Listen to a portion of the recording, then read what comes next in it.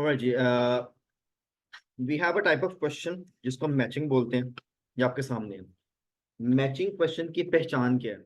Matching question में वो simply आपको स्टेटमेंट लिख के देते हैं जो आपके सामने डिस्प्ले हो रही है। वो कह रहा है जी विच पैराग्राफ कंटेन्स द फॉलोइंग। ठीक है, आगे इन्फॉर्मेशन भी कभी कभी लिख देते हैं। ठीक है, जब भी ये वाला क्वेश्चन आता है ना, इसको मैचिंग क्वेश्चन बोलते हैं। ये सिंपल वैसी है जैसे ये स्टेटमेंट्स लिखी हुई हैं और आपके पास टेक्स्ट में नंबर ऑफ पैराग्राफ्स है, उन्होंने ऑलरेडी लेबल किया हुआ है A-F means ABCDEF। We have 6 paragraphs and we have number of statements. ये स्टेटमेंट ऑब्वियसली उसने टेक्स्ट में से लिया है और हर स्टेटमेंट किसी ना किसी पैराग्राफ के अंदर प्लेस्ड होगी। गुड। चैलेंज वहीं का वहीं है, ये स्टेटमेंट एज इट इज तो नहीं मिलने वाली है। ठीक है, पैराफ्रेज्ड होगी या सिनेमाइज्ड होगी एंड सो ऑन। यहां तक मेरे साथ है।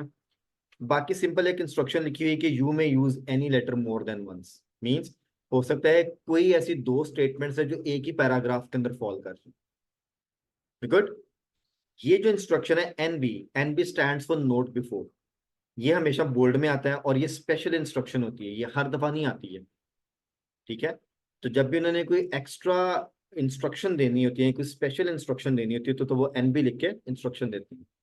अब इसका मतलब है हमारे पास 6 ऑप्शंस नहीं है, हमारे पास मल्टीपल ऑप्शन है, 6 से ज्यादा है। ठीक है, तो क्योंकि इसमें लिमिट नहीं सेट होती है, हमारे दो की बजाय 3 क्वेश्चंस भी फॉल कर सकते हैं किसी एक पैराग्राफ में, 4 भी कर सकते हैं। सो इस तरह पे ऑप्शंस ज्यादा हो जाती सर ये भी वो है सीक्वेंस वाइज है। इन्हीं इसके अंदर सीक्वेंस होता है, ये सीक्वेंस में नहीं होती। ये समझ आ गया क्या सर? हो सकता है कि कोई भी पैराग्राफ रीड ना हो, सिर्फ उसमें हमें ट्रिक करने के लिए लिखा हो। अच्छा चलिए, ये आपका अच्छा क्वेश्चन है।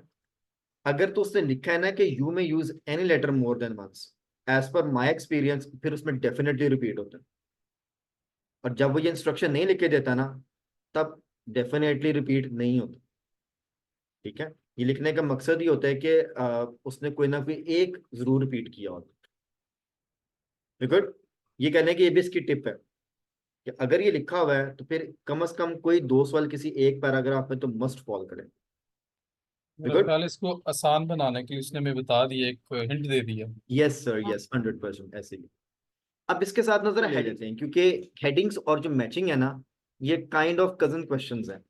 क्योंकि इसमें तरीकाकार सेम होता है मगर कुछ सिमिलैरिटीज है और कुछ डिफरेंसेस हैं। ठीक है, हमने हेडिंग क्वेश्चन कल किए थे, मैं रेफरेंस वहीं से लूंगा। ठीक है, अगर मैं इसको जरा आगे कर दूं, तो कल हमने सेक्शन 3 में या यहाँ पे हमने हेडिंग की थी।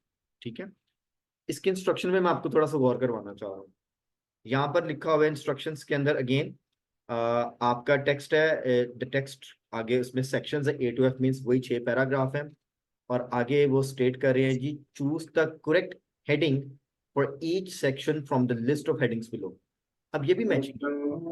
ठीक है,